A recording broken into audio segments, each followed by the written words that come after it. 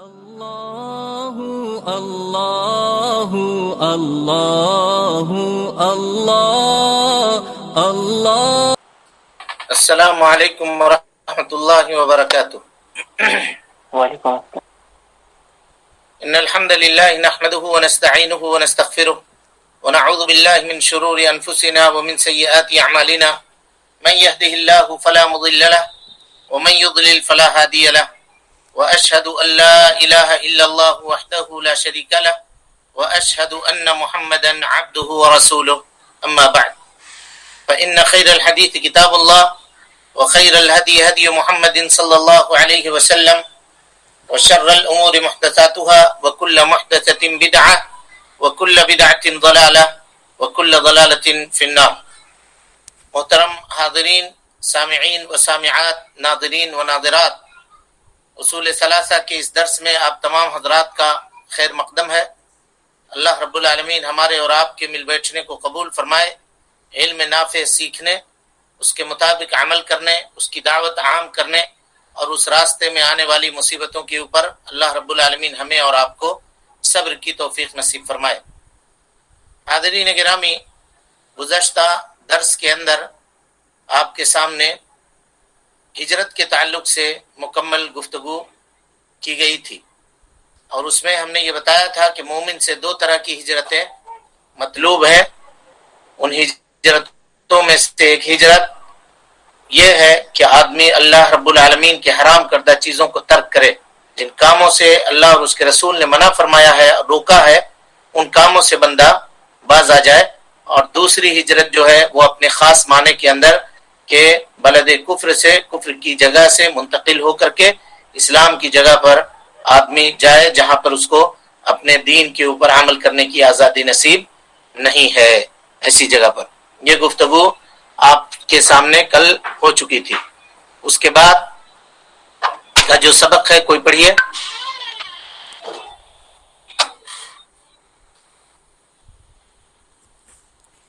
جب آپ صلی اللہ علیہ وسلم نے مدینہ منورہ میں اپنے قدم خوب جما لیے تو آپ صلی اللہ علیہ وسلم کو بقیہ احکام و شرائع اسلام مثلا زکوٰۃ، روزہ، حج، اذان، جہاد، امر بالمعروف و نہی عن المنکر کا حکم دیا گیا، اور ان امور پر آپ صلی اللہ علیہ وسلم نے 10 برس گزارے۔ تب آپ صلی اللہ علیہ وسلم نے بس مصنف رحمۃ اللہ علیہ فرماتے ہیں کہ جب اللہ کے نبی صلی اللہ علیہ وسلم نے مدینے میں اپنا قدم جما لیا، یعنی مدینے میں آپ ٹھہر گئے، مستقر ہو گئے، مستقل اقامت آپ صلی اللہ علیہ وسلم نے مدینہ منورہ میں اختیار کر لی، تو آپ صلی اللہ علیہ وسلم کو اسلام کے دوسرے احکامات آپ کے اوپر فرض کیے گئے۔ یعنی جب آپ مکے میں تھے، 13 سال کی زندگی میں آپ توحید کی دعوت دیتے رہے، شرک سے لوگوں کو ڈراتے رہے، اور شریعت کے بعض احکام مکۃ المکرمہ کے اندر اجمالی طور پر آپ صلی اللہ علیہ وسلم کے اوپر فرض کیے گئے تھے، تفصیل ابھی نازل نہیں ہوئی تھی۔ لیکن جب آپ صلی اللہ علیہ وسلم مدینہ منورہ کی طرف ہجرت کرتے ہیں تو آپ نے توحید کا حکم وہاں بھی دیا اور شرک سے لوگوں کو ڈرایا، اور اس کے ساتھ ساتھ دیگر شریعت کے احکام کی تفصیل اور اس کی تبیین اللہ کے نبی صلی اللہ علیہ وسلم نے، یعنی تفصیل بیان کی، اس کی وضاحت آپ صلی اللہ علیہ وسلم نے بیان کی۔ لیکن یہ گفتگو ہم پہلے آپ کے سامنے کر چکے ہیں کہ اس سے کوئی یہ نہ سمجھے کہ جب شریعت کی تفصیل اور احکامات کی تبیین اس کو اللہ کے نبی صلی اللہ علیہ وسلم بیان کر رہے تھے تو آپ نے توحید بیان کرنا چھوڑ دیا تھا۔ ایسا نہیں تھا، یعنی اللہ کے نبی صلی اللہ علیہ وسلم توحید کے ساتھ ساتھ، توحید بیان کرنے کے ساتھ ساتھ شرک کی قباحت اور اس کی برائی کو لوگوں کے سامنے واضح کرنے کے ساتھ ساتھ دیگر احکام کی وضاحت بھی اللہ کے نبی صلی اللہ علیہ وسلم نے مدینہ منورہ کی زندگی میں آپ صلی اللہ علیہ وسلم نے کی۔ اسی لیے شیخ الاسلام محمد بن عبد الوہاب رحمۃ اللہ علیہ کہتے ہیں مثل الزکوٰۃ، جیسے کہ زکوٰۃ۔ زکوٰۃ دیکھیے، یہ سب سے پہلے اس کی فرضیت جو ہوئی ہے، یہ مکہ مکرمہ کے اندر اس کی فرضیت ہو چکی تھی زکوٰۃ کی، علماء کے صحیح قول کے مطابق۔ لیکن زکوٰۃ کے جو شروط ہیں، اس کا جو ضابطہ ہے کہ کتنے مال کے اوپر زکوٰۃ واجب ہوگا اور کتنا مال نکالنا ہے، کس کو دینا ہے، یہ ابھی بتایا نہیں گیا تھا۔ تو مدینے میں مکے میں زکوٰۃ کس طرح سے ادا ہوتی تھی؟ یعنی ایک مسلمان آدمی جتنا اپنے مال میں سے خرچ کر دینا چاہے، جو کچھ وہ اپنے خوش دلی کے ساتھ اللہ رب العالمین کے راستے میں دینا چاہے، وہ اس کا زکوٰۃ ہوتا تھا، بغیر کسی تعین کے، بغیر کسی حد کے۔ یعنی یہ متعین نہیں تھا کہ اتنا مال ہونا چاہیے، اس کے اوپر زکوٰۃ ہوگا۔ یہ ساری چیزیں فرض کہاں ہوئی ہیں؟ مدینہ منورہ کے اندر یہ ساری چیزیں اللہ کے نبی صلی اللہ علیہ وسلم کے اوپر فرض کی گئی۔ زکوٰۃ کا نصاب بتایا گیا کہ اتنا مال جب بندے کے اوپر ہو جائے تو نصاب کے بعد سال گزر جائے تو پھر اس میں سے اتنا مال نکال کر کے غریبوں میں، مسکینوں میں، اور جو مقامات جن کا تذکرہ اللہ رب العالمین نے کیا ہے، یہ تفصیلی گفتگو اسلام کے ارکان میں آپ کے سامنے آ چکے ہیں۔ تو یہ باتیں اللہ کے نبی جناب محمد رسول اللہ صلی اللہ علیہ وسلم کے اوپر مدینے میں تفصیلی طور پر فرض ہوئی۔ کہا وَكَذَلِكَ الصَّوْمُ، اسی طریقے سے روزہ یہ بھی مدینہ منورہ کے اندر فرض کیا گیا۔ اسی طریقے سے مصنف نے کہا حج، یہ بھی مدینہ منورہ کے اندر سن 9 ہجری میں اللہ کے نبی صلی اللہ علیہ وسلم کے اوپر فرض کیا گیا، علماء کے صحیح قول کے مطابق، ہے نا۔ اور حج کے تعلق سے گفتگو ہمارے سامنے آ چکی ہے ارکان اسلام میں، کہ جب مکہ فتح ہو گیا اور وہ بلد اسلام ہو گیا تو مسلمانوں کے اوپر اللہ رب العالمین نے حج کو فرض قرار دیا۔ کچھ اہل علم یہ کہتے ہیں کہ نہیں، حج کی فرضیت جو ہے وہ اللہ کے نبی صلی اللہ علیہ وسلم کے اوپر سن 6 ہجری میں ہوئی۔ کب ہوئی؟ سن 6 ہجری میں۔ دلیل ان کی کیا ہے؟ ان کی دلیل ہے اللہ رب العالمین فرماتا ہے وَأَتِمُّ الْحَجَّ وَالْعُمْرَةَ لِلَّهِ، یہ آیتیں سن 6 ہجری کی ہیں۔ تو کیا جواب ہوگا اس کا؟ جواب یہ ہوگا کہ اس میں فرضیت ابتدائی نہیں ہے، بلکہ جو آدمی حج اور عمرہ میں داخل ہو جائے تو اللہ رب العالمین نے یہ حکم دیا کہ وہ اس کو پورا کرے۔ لیکن ابتدائی طور پہ حج کرنا ایک شخص کے اوپر جو قدرت اور طاقت رکھتا ہو اس کے اوپر فرض ہے۔ یہ فرض سن 9 ہجری میں مسلمانوں کے اوپر ہوئی ہے۔ اور اس کے بعد اللہ کے نبی جناب محمد رسول اللہ صلی اللہ علیہ وسلم نے ہر حج کے جو احکامات ہیں، حج کے اندر جو مسائل ہیں، اس کو اللہ کے نبی صلی اللہ علیہ وسلم نے سن 10 ہجری میں بیان فرمایا، جب آپ صلی اللہ علیہ وسلم حج کے لیے تشریف لے گئے، جو آپ صلی اللہ علیہ وسلم کا پہلا اور آخری حج ہے، جس کو ہم اور آپ حجۃ الوداع کے نام سے جانتے ہیں، جس میں اللہ کے نبی صلی اللہ علیہ وسلم نے فرمایا خذوا عنی مناسککم، لوگوں مجھ سے اپنے حج کے احکام اور اس کے مسائل سیکھ لو، لعلی لا احج بعد عامی ھذا، ہو سکتا ہے کہ اس حج کے بعد دوبارہ مجھ کو حج کرنے کی مہلت نہ ملے۔ تو پتہ یہ چلا کہ اس حج میں اللہ کے نبی صلی اللہ علیہ وسلم نے حج کے احکام تفصیلی طور پر بیان فرمایا۔ اس کے بعد شیخ الاسلام محمد بن عبد الوہاب رحمۃ اللہ علیہ کہتے ہیں ثم الجہاد، اور اس کے بعد اللہ رب العالمین نے امت کے اوپر جہاد کو فرض قرار دیا۔ کہا جہاد کا معنی یہ ہے کہ یہ شروع میں ابتدائی دور کے اندر بیان اور تبیین کے ذریعے سے کیا جاتا تھا، یعنی لوگوں کے لیے اسلام کے احکامات کو بیان کیا جاتا تھا۔ لیکن حج کا جو معنی ہے وہ یہ ہے کہ اے مسلمان اللہ رب العالمین کی رضا اور اللہ رب العالمین کی خوشنودی کی کوشش کرے۔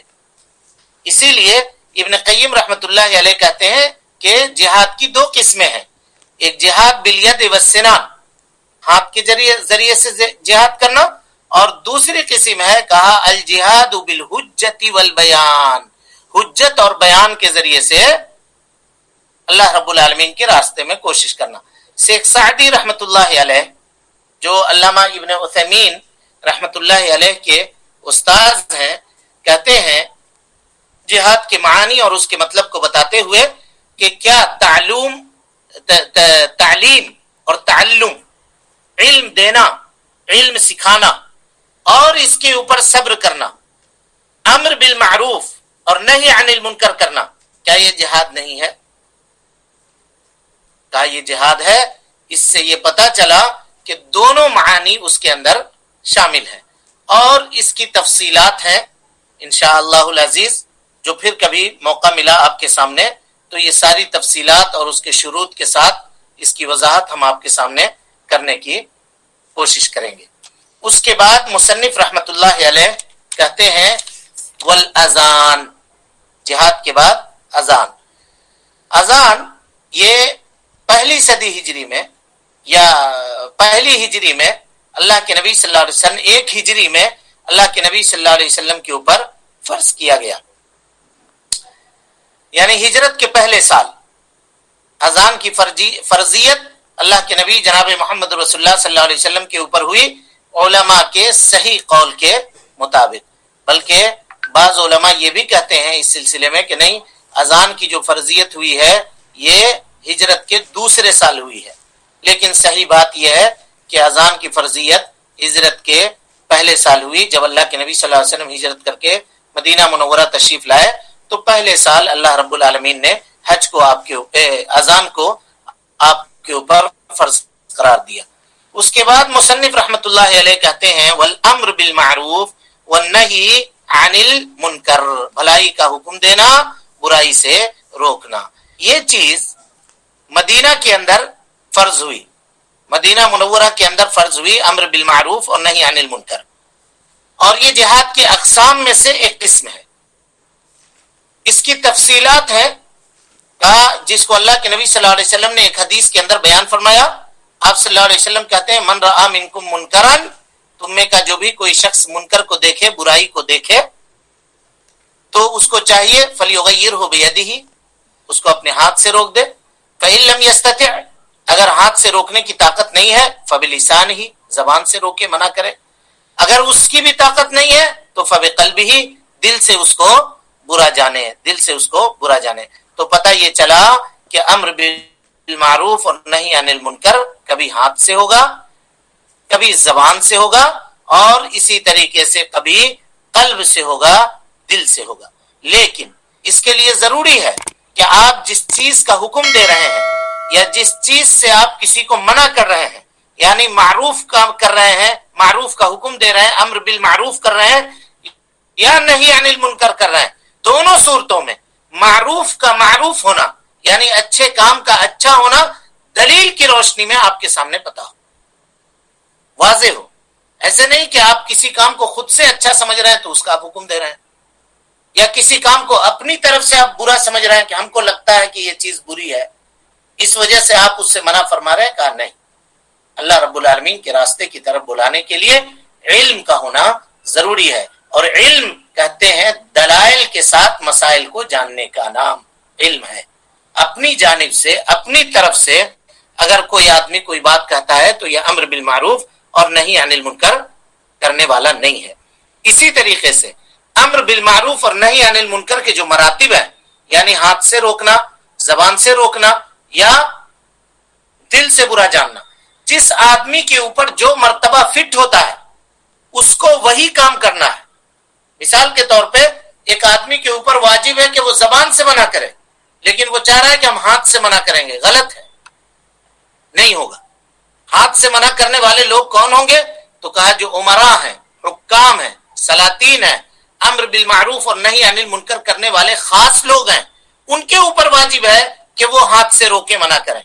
اور اسی طریقے سے والد ہیں جو گھر میں رہتے ہیں، وہ اپنے بال بچوں کو ہاتھ سے روک سکتے ہیں، منع کر سکتے ہیں، ان کی سرزنش کر سکتے ہیں، ان کی تنبیہ کر سکتے ہیں برائی کے اوپر۔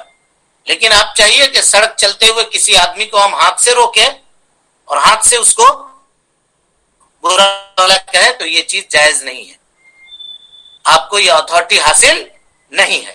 اسی طریقے سے یہ حق آپ کو حاصل نہیں ہے کہ آپ اس کو ہاتھ سے روکیں۔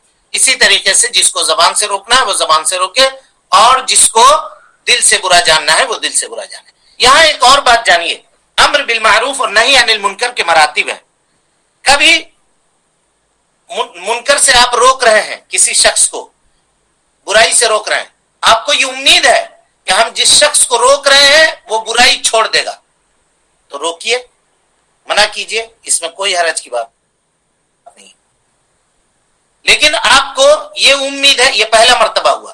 دوسرا مرتبہ یہ ہے کہ آپ کو امید ہے کہ یہ برائی چھوڑے گا تو نہیں لیکن کم ضرور کر دے گا، تو یہاں پر بھی آپ روکیے، اس میں کوئی حرج کی بات نہیں ہے۔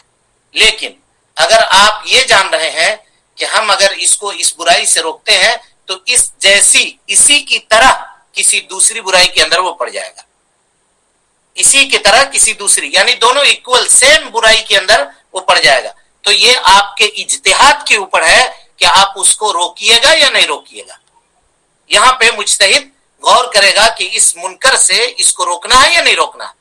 لیکن ایک شخص ایسا ہے کہ اگر اس کو کسی برائی سے آپ منع کر رہے ہیں، اس برائی کو چھوڑ کر کے اس سے بڑی برائی کے اندر وہ چلا جائے گا، تو ایسی صورت میں منکر کے اوپر اس کو باقی رہنے دیجئے، اس کو منکر سے منع نہیں کیجئے. اس کی مثال شیخ الاسلام ابن تیمیہ رحمۃ اللہ علیہ کے زمانے میں ملتی ہے کہ آپ دمشق کی گلیوں میں چل کر کے جا رہے تھے تو آپ نے دیکھا کہ کچھ تاتاری فوج کے لوگ بیٹھ کر کے شراب پی رہے ہیں. شاگردوں نے کہا کہ چلیے ان کو منع کرتے ہیں، نہیں انل منکر کرتے ہیں، یہ برائی کا کام کر رہے ہیں. تو شیخ الاسلام ابن تیمیہ رحمۃ اللہ علیہ نے کہا کہ نہیں، ان کو چھوڑ دو.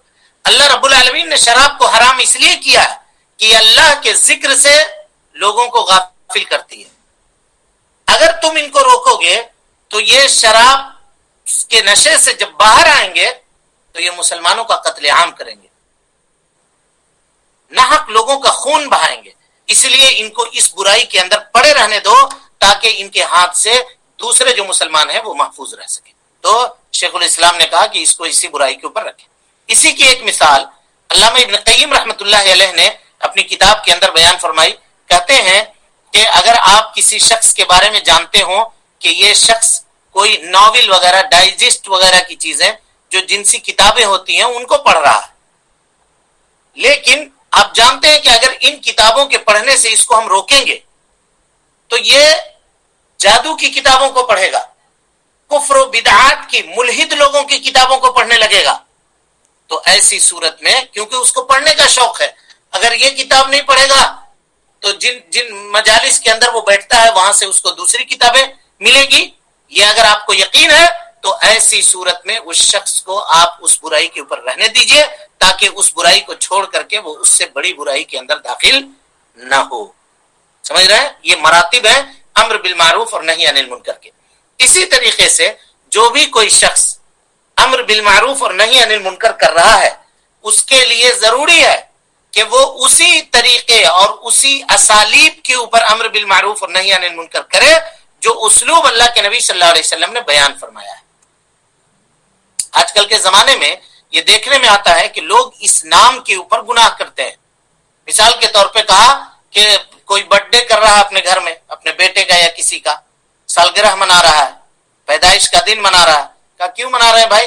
نہیں، ہم اس لیے لوگوں کو دعوت دیے ہیں، ہمارا وہ نظریہ نہیں ہے. لوگ آپ کہتے ہیں ہمارا وہ نظریہ نہیں ہے، ہم یہ سب کام کو جائز نہیں سمجھتے، لیکن ہم اس لیے کر رہے ہیں کہ جو لوگ آئیں گے ان کو ہم بتائیں گے کہ یہ برتھ ڈے منانا یہ غلط ہے. جائز ہوگا جی؟ بولیے. شرابیوں کو دعوت و تبلیغ کرنے کے لیے کوئی آدمی شراب پلائے گا، یہ جائز ہوگا؟ نہیں ہوگا، قطعاً نہیں ہوگا. عید میلاد النبی کی خرابی بتانے کے لیے عید میلاد النبی کی طرح جلسہ کریں، یہ جائز ہوگا؟ بولیے بولیے فٹافٹ. نہیں ہوگا. اسی اسلوب کو اختیار کرنا پڑے گا. اب آج لوگ کہتے ہیں کہ لوگ ہماری باتوں کو اس طرح سے سنتے ہیں تو ہم کو اسی طرح سے بیان کرنا ہوگا، لوگ ہماری باتوں کو ایسے جانتے ہیں تو ہم کو ایسے بیان کرنا ہوگا. ہم اگر ایسے نہیں ہوں گے تو لوگ ہماری باتوں کو نہیں سنیں گے. تو ان کو یہ کہا جائے گا کہ تمہارے نہی عن المنکر کو خود انکار کی ضرورت ہے، تمہارے نہی عن المنکر کو خود انکار کی ضرورت ہے. اس کے لیے ضروری ہے کہ انہی اسلوب کو اختیار کیا جائے جو اسلوب جناب محمد رسول اللہ صلی اللہ علیہ وسلم نے بتایا ہے. شرابی کو سمجھانے کے لیے خود شرابی بننا ضروری نہیں ہے، چور کو سمجھانے کے لیے خود چوری کی محفل میں حاضر ہونا یہ ضروری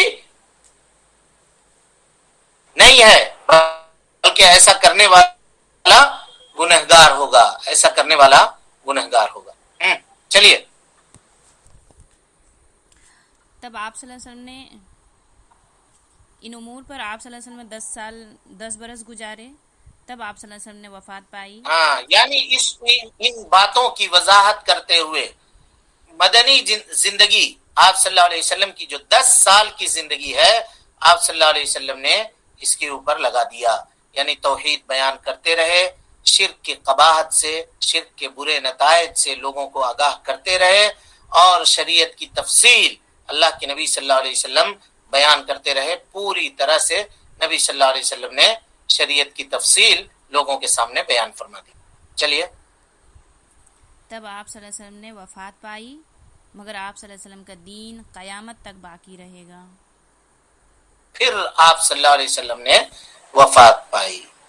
यहाँ पे थोड़ा सा हम ठहरेंगे नबी सल्लल्लाहु अलैहि वसल्लम के वफात के ऊपर, ताकि जो इबरत और नसीहत की बातें हैं हमारे और आपके लिए, उसको हम लोग समझ सकें और उसको जान सकें। मुसन्निफ कहते हैं कि उसके बाद अल्लाह रब्बुल आलमीन ने अपने नबी जनाब मोहम्मद रसूलुल्लाह सल्लल्लाहु अलैहि वसल्लम को वफात दे दी। उसके बाद वफात दे दी, जैसा कि अल्लाह रब्बुल आलमीन कुरान मजीद के अंदर कई मकामात पे इरशाद फरमाता है, इन्नका मय्यितुन व इन्नहुम मय्यितून। अल्लाह के नबी सल्लल्लाहु अलैहि वसल्लम, आपको भी मौत आएगी और ये लोग जो हैं ये भी मरने वाले हैं, इनको भी मौत आएगी। इसी तरीके से अल्लाह रब्बुल आलमीन ने बयान फरमाया कि वमा जअलना लिबशरिन मिन क़ब्लिकल खुल्द। अल्लाह के नबी सल्लल्लाहु अलैहि वसल्लम, हमने आपसे पहले किसी बशर के लिए हमेशगी की जिंदगी नहीं रखी है। अफ़ इन मित्ता, अगर आप मर जाएंगे, फ़हुमुल खालिदून, क्या वो लोग बाकी रहेंगे? नहीं, उनको भी मौत आनी है, उनको भी मौत आनी है। इसी तरीके से अल्लाह रब्बुल आलमीन ने कुरान मजीद में बयान फरमाया, कहा वमा मुहम्मदुन इल्ला रसूल। अल्लाह के नबी सल्लल्लाहु अलैहि वसल्लम रसूल हैं। क़द खलत मिन क़ब्लिहिर रुसुल, आपसे पहले भी बहुत सारे रसूल गुजर चुके हैं। अफ़ इन माता औ क़ुतिला इनक़लबतुम अला आक़ाबिकुम, क्या अगर वो इंतकाल कर जाएं, वफात पा जाएं, या कत्ल कर दिए जाए मैदान जंग में, तो क्या तुम लोग अपने एड़ियों के बल इस्लाम से फिर जाओगे? वमन यनक़लिब अला अक़िबै, जो अपने एड़ियों के बल फिर जाएगा, इस्लाम से पलट जाएगा, फलन यदुर्रल्लाह शैया, वो अल्लाह रब्बुल आलमीन का जर्रा बराबर भी कुछ भी नुकसान नहीं पहुंचा सकता है। अल्लाह के नबी जनाब मोहम्मद रसूलुल्लाह सल्लल्लाहु अलैहि वसल्लम ने जब खैबर फतह किया, ये आप सल्लल्लाहु अलैहि वसल्लम के मरदुल मौत के ताल्लुक से गुफ्तगू हम यहाँ से अब शुरू कर रहे हैं, उसकी ये तमहीद है। अब इसको गौर से जानने और समझने की कोशिश कीजिए। जब अल्लाह के नबी सल्लल्लाहु अलैहि वसल्लम ने खैबर को फतह किया, तो खैबर में यहूदी रहते थे। एक यहूदी औरत ने अल्लाह के नबी सल्लल्लाहु अलैहि वसल्लम को दावत दी, और दावत में उसने एक बकरी बनाया। लोगों से पूछा कि अल्लाह के नबी सल्लल्लाहु अलैहि वसल्लम को बकरी का कौन सा हिस्सा ज्यादा पसंद है? तो लोगों ने कहा कि ज़िरा, दस्ता, अगला रान जिसको हम लोग कहते हैं, वो अल्लाह के नबी सल्लल्लाहु अलैहि वसल्लम को पसंद है। तो उस औरत ने उस पूरी बकरी में जहर लगा दिया, और जो हिस्सा आपको पसंद था यानी रान, उसमें ज्यादा जहर लगा दिया। नबी सल्लल्लाहु अलैहि वसल्लम तशरीफ ले गए, और आपने जैसे उसको अपने मुंह में लिया, रान का वो हिस्सा उठा करके मुंह में लिया, तो उस गोश्त ने, ये मुअजिजा था अल्लाह के नबी सल्लल्लाहु अलैहि वसल्लम का, कि उस गोश्त ने ये खबर दे दी कि अल्लाह के नबी सल्लल्लाहु अलैहि वसल्लम, मैं मसमूम हूँ, मैं जहर आलूद हूँ, मुझको मत खाइए। नबी सल्लल्लाहु अलैहि वसल्लम ने उसको तर्क कर दिया। उस वक्त अल्लाह के नबी सल्लल्लाहु अलैहि वसल्लम के जिस्म में मुबारक में उस जहर का असर नमूदार नहीं हुआ। साथ में एक सहाबी थे, बिश्र इब्न बरा इब्न मारूर रज़ी अल्लाहु अन्हु, वो गोश्त खाए थे, वो भी बैठे हुए थे दस्तरखान के ऊपर, उनकी शहादत हो गई। और इसी वजह से मुअर्रिखीन कहते हैं कि अल्लाह के नबी सल्लल्लाहु अलैहि वसल्लम ने उस औरत को, जिसका नाम ज़ैनब बिन्त हारिसा था गालिबन, उस औरत को अल्लाह के नबी सल्लल्लाहु अलैहि वसल्लम ने कत्ल करवा दिया था क़िसासन, सहाबी के मौत की वजह से। बहरहाल अल्लाह के नबी सल्लल्लाहु अलैहि वसल्लम के जिस्म अतहर के ऊपर, जिस्म मुबारक के ऊपर उस वक्त इस जहर का असर नमूदार नहीं हुआ, ताकि लोगों को यह पता चल सके कि आप अल्लाह के रसूल हैं, आप अल्लाह के रसूल हैं। क्यों? जब नबी सल्लल्लाहु अलैहि वसल्लम ने उसके बाद यहूदियों को जमा किया और पूछा कि मैं तुमसे कुछ सवाल पूछने वाला हूं, उसका जवाब दोगे? यहूदियों ने कहा हाँ देंगे जवाब। कहा क्यों जहर मिलाया था खाने में हमारे, क्यों जहर मिलाया? तो उन लोगों ने कहा कि हम ये देखना चाहते थे कि आप अल्लाह के रसूल हैं या नहीं है सही में। اگر آپ صحیح میں اللہ کے رسول ہیں تو آپ کو زہر اثر نہیں کرے گا، اور اگر آپ جھوٹے رسول ہیں نعوذ باللہ من ذالک تو ہم آپ سے اطمینان پا جائیں گے، یعنی آپ کو زہر دے کر کے مار دیں گے اور آپ سے سکون ہو جائے گا۔ نبی صلی اللہ علیہ وسلم نے پوچھا تو پھر تم نے کیا پایا؟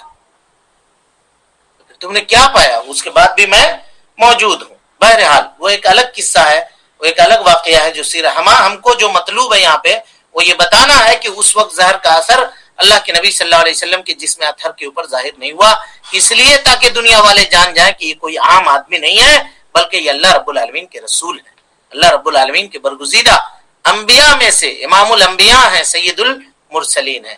لیکن جب دین مکمل ہو گیا، آپ صلی اللہ علیہ وسلم نے اللہ رب العالمین کی اس نعمت کو اللہ تعالیٰ کے فضل اور اس کے کرم سے اس کے بندوں تک پورے طور پر پہنچا دیا، دین کے ایک ایک گوشے کو آپ صلی اللہ علیہ وسلم نے واضح کر دیا، تو پھر اللہ کے نبی جناب محمد رسول اللہ صلی اللہ علیہ وسلم کے جسم کے اوپر زہر کا وہ اثر نمودار ہونا شروع ہو گیا، تاکہ لوگوں کو یہ پتہ چل جائے کہ اللہ کے نبی صلی اللہ علیہ وسلم بشر تھے، انسان تھے، انسانوں کو جس چیز سے تکلیف ہوتی ہے، انسانوں کو جس چیز سے نقصان پہنچتا ہے، آپ صلی اللہ علیہ وسلم کو بھی ان چیزوں سے نقصان پہنچتا ہے، آپ صلی اللہ علیہ وسلم کو بھی ان چیزوں سے نقصان پہنچتا ہے، یہ بتانے کے لیے۔ اور بعض علماء نے یہ کہا کہ زہر کا اثر اس وجہ سے نمودار ہوا تاکہ نبی صلی اللہ علیہ وسلم کو اللہ رب العالمین شہداء کے شرف سے نوازے، شہداء کے شرف سے نوازے۔ اسی لیے بعض علماء یہ کہتے ہیں کہ اس زہر کے اثر سے نبی صلی اللہ علیہ وسلم کی وفات ہوئی ہے، اس لیے آپ صلی اللہ علیہ وسلم شہادت کے درجے کے اوپر فائز ہیں، شہادت کے درجے کے اوپر فائز ہیں۔ نبی صلی اللہ علیہ وسلم کو جب مرض الموت لاحق ہوا تو ام المومنین حضرت عائشہ صدیقہ رضی اللہ تعالی عنہا سے آپ نے اس کی تفصیل بیان کی، کہا اے عائشہ، خیبر میں جو زہر میں نے کھایا تھا اس زہر کا اثر اب میرے جسم کے اوپر ظاہر ہو رہا ہے، اور اب لگتا ہے کہ میری گردن کی نسیں اس زہر کی شدت کی وجہ سے کٹ جائیں گی، اتنی تکلیف میں محسوس کر رہا ہوں کہ اب لگتا ہے کہ میرا حلق اس زہر کی وجہ سے کٹ جائے گا۔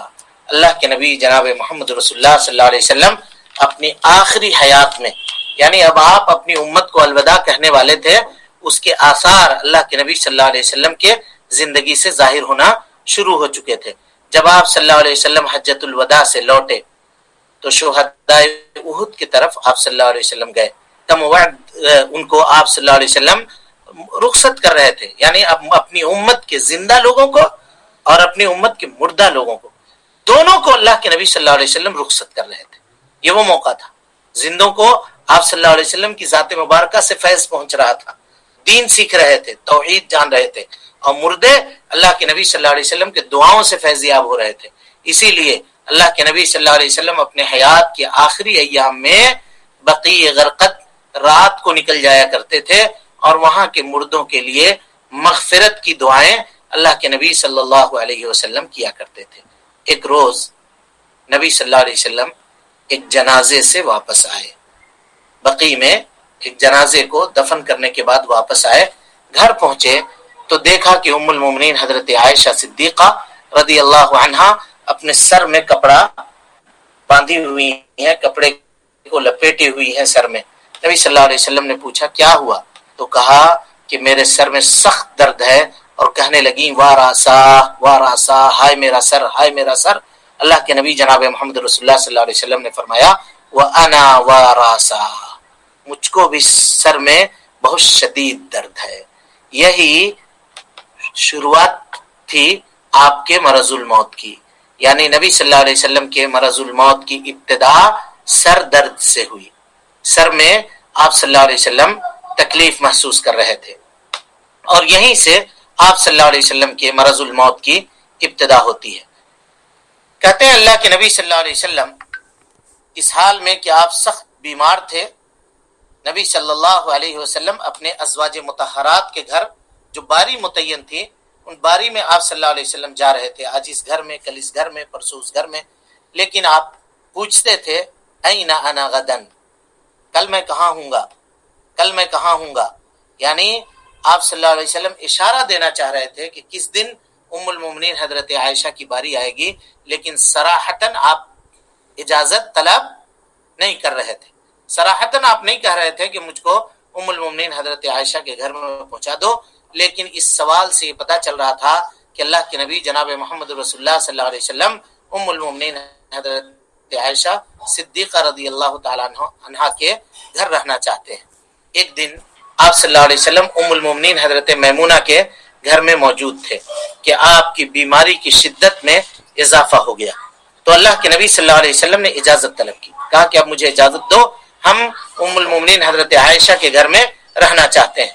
تمام کے تمام ازواج مطہرات نے اللہ کے نبی جناب محمد رسول اللہ صلی اللہ علیہ وسلم کو اجازت دے دی کہ آپ ام المومنین حضرت عائشہ کے گھر میں رہ سکتے ہیں۔ اب اس وقت نبی صلی اللہ علیہ وسلم سخت کمزور ہو چکے تھے، آپ نے حضرت فضل ابن عباس رضی اللہ تعالیٰ عنہ اور حضرت علی رضی اللہ تعالیٰ عنہ کو بلایا اور دونوں کے کندھوں میں ہاتھ رکھ کر کے نبی صلی اللہ علیہ وسلم زمین کے اوپر پاؤں صحیح طریقے سے رکھ نہیں سک رہے تھے، دھیرے دھیرے چلتے چلتے جیسے ہوتے ہوئے بھی آپ صلی اللہ علیہ وسلم ام المومنین حضرت عائشہ کے گھر میں پہنچتے ہیں، اور اس کے بعد امت سے آپ نے کیا پیغام دیا اور کیا کہا، انشاءاللہ وہ سارا کا سارا بیان کل کے درس میں آئے گا، اور اس میں ہمارے لیے کیا نصیحت اور موعظت کی باتیں ہیں وہ انشاءاللہ العزیز ہم کل کے درس میں آپ کے سامنے بیان کریں گے۔ اللہ رب العالمین سے دعا ہے کہ اللہ تعالی ہمیں اور آپ کو حسن عمل کی توفیق دے، ہماری اصلاح فرمائے، جب تک زندہ رکھے، دین اسلام پہ زندہ رکھے، اور جب اٹھائے ایمان پہ اٹھائے۔ اقول قولی هذا واستغفر الله لي ولكم ولسائر المسلمين من كل ذنب وخطيئة فاستغفروه انه كان للأوابين غفورا۔ والسلام علیکم ورحمۃ اللہ وبرکاتہ۔ ہاں جی، کسی کوئی سوال ہے؟ وعلیکم السلام ورحمۃ اللہ وبرکاتہ۔ شیخ محترم، ایک سوال ہے، کسی نے سوال کیا تھا کہ عیسیٰ علیہ السلام کو تو اللہ تعالیٰ اٹھا لیے ہے، لیکن دنیا میں جو بھیجیں گے اس کا دلیل کھوج رہا تھا، کیا ہے دلیل اس کا؟ دلیل ذکر ہو چکی ہے،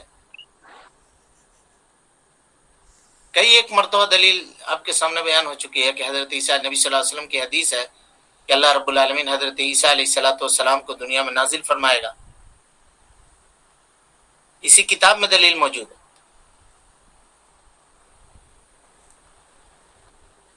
اور کوئی سوال؟